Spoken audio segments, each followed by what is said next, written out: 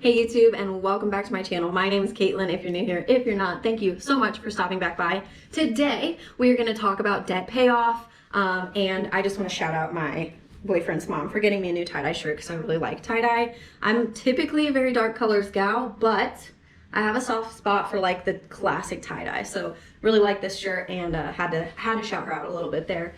But yeah, we're going to talk about debt payoff, so let's do it. I'm going to combine my 2022 summary with my January debt payoff just because I want to talk about how this year is going to look after last year. So we're just going to do it all at once. No big deal.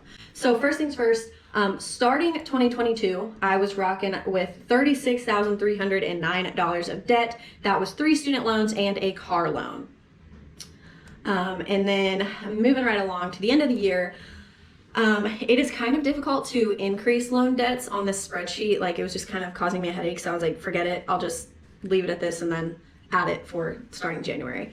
So at the end of December, before the student loan refund had to be added to the student loan debt, I was down to $15,421. However, because I did get a student loan refund for payments made during the pandemic, I had to increase some of the loans on my student loans back to what they were before I made those payments. So $17,226 is my actual ending balance of 2022, which means, I paid off a pretty significant portion of debt, went quite a bit down. So in payments, I made $10,190. I don't know why I keep saying that. I've read this number so many times and I always say $10,195. $10,195 towards payments. Of those payments, about $9,637 went to principal. Feels really great. And then interest-wise, it was just under $400, which is not too shabby. And that was pretty much all car loan stuff, so paying down my car loan, which is great. So that did leave my car loan at $5,811 ending December, which is fantastic. Under $6,000, feeling great. So just as a little recap, since it is the beginning of the year, these are the debts that I have had. So I had 2 undergrad loans for $6,983, and then a graduate student loan for a degree I did not achieve, $6,184. So that kind of sucks. So for a total of $13,167 of student loan debt.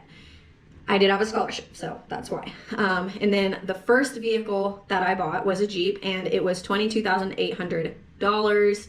Obviously, I paid a lot of interest on that vehicle. It was a bad interest rate, and it took me a little longer. It took me about 3 years. And so I don't remember the total that I actually paid on the Jeep, but that is what the loan was for. And then my car that I just bought in February of 2022, I had a loan of $15,608. So again, I'm down below. I'm at $58,11 of that $15,000. So doing really good on that vehicle for 1 year. So, well, 10 months because I bought it at the end of February. So that was a total of $38,000 in auto debt. And then an overall total of all these debts since 2019 was $51,613. So I am at this point down all the way to only $17,000 owing it, which means I'm 57% of the way through, just about. So doing pretty good. I am proud of myself. Last year was tough because I did kind of split my priorities with emergency fund savings and paying down debt fast. So that was cool. I did get a significant raise, which was really helpful. So yeah, I just really happy with how debt payoff went in 2022. It could have been a lot worse. Obviously, I could have just been making minimum payments and barely getting by. But that was not the case for me, which was very, very fortunate.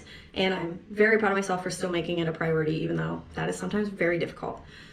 So that is what 2022 looked like. So let's jump ahead to 2023, go over January. So starting in January, my student loans, you'll see the end of 2022, like the student loan totals look different. And that is because, like I said, that refund came through and I had to add those back on. So my student loans this year are going to look like $58.99, $18.96, and $36.21 because, again, I had 2 undergrad loans and 1 graduate loan. Then for my auto loans starting January, it was at $58.11. Ending January, I'm at $55.12, which just means I did a $300 payment down here. And about $299 of that went to principal, I guess. I don't know if I had one of these numbers was like a little bit off because that doesn't sound right for interest, but actually no, that interest was correct because they don't add the interest on until I make a payment. So like whatever it pays down, it pays it down and then it stays that balance until I make another payment and then they tell me what the interest was. So that's why the interest kind of looks a little funky sometimes because of the way that the bank does it. And I made so many payments in December, like throughout the month, that it had not accrued very much interest. So that is why it was only $1. Going into February, we will see what, like when I do my February update, you'll see what 1 month of interest actually looks like, because I'm only going to do 1 month, one payment a month for a while. So with that, I will let you know what's going on with my plans for 2023. So this year, initially, if you saw my budget videos for January, you'll see like I was planning to put about $1,000 towards my car per month for 6 months and get it paid off early, you know, really front load that goal of paying off my car. Things have changed. I often make this channel look like I am acting in a vacuum. I'm just myself and my own finances, but that is not the case. I'm part of a household. I'm part of a partnership.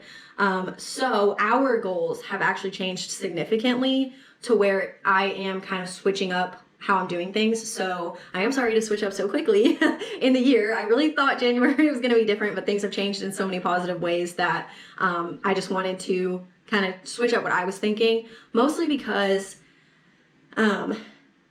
like not only what's going on in my household, but also in the economy. Like it's just scary out there. I don't work for a tech company that seems to be doing layoffs, but like I do work in tech and it's, you know, a little nerve-wracking. So I have decided to front load my emergency savings and back load the paying off the car.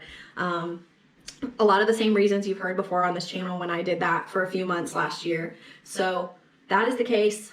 For a few months, I'm only going to be making $300 payments on my car loan just to make sure that for my mental health, I'm still making like the minimum payment essentially, which is $290. So I just rounded to $300.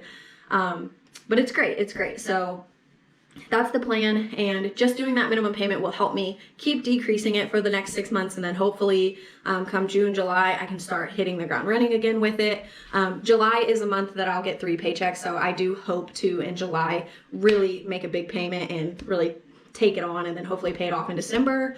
But yeah, we'll see. Another reason I'm not too concerned about kind of slowing down a little bit on this car payoff is because at this point, the amount of debt is so low that the interest accruing is like $20-ish a month. And because I did do a lot of savings into my high yield savings account last year, that account is making more money per month in interest than I lose in interest on my car loan. So like putting money into savings versus putting it into debt, it doesn't make much of a difference, like return on investment wise. So that's why I'm just not like super concerned to pay it off. It's just a low interest rate loan. There's no real harm in taking a little longer.